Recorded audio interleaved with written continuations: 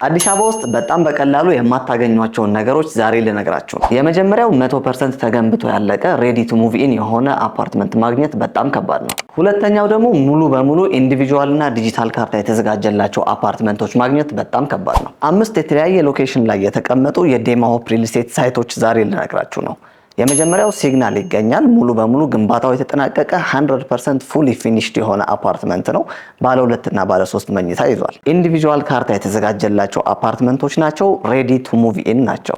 ሁለተኛው ሳይታችን ደግሞ 24 ብሉ ስካይ እና ሜሎዲ ሆቴል ላይ ይገኛል። አሁን ታህሳስ መጨረሻ ላይ ልናስረክብ ነው።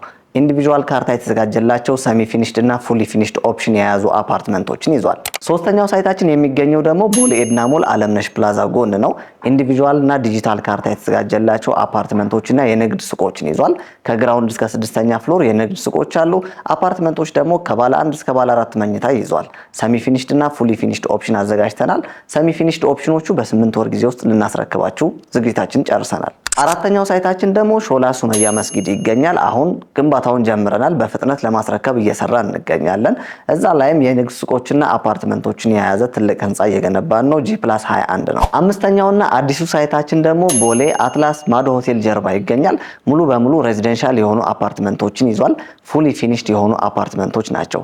በፍሎር 4 አፓርትመንት አለን። እስካሁን ከነገርኳችሁ 5 ሳይቶች 3ቱ ኢንዲቪጁዋል እና ዲጂታል ካርታ ተዘጋጅቶላቸዋል። ስለነዚህ አፓርትመንቶችና የንግድ ሱቆች ሙሉ መረጃ ማግኘት የምትፈልጉ ከሆነ ባዮ ላይ ባለው ስልክና የቴሌግራም አካውንት በመደወል ቀጠሮ በመያዝ ሳይት መጎብኘት ይቻላል። ዴማ ሆፕ ሪል ስቴት ቅንጦት ይገባዎታል።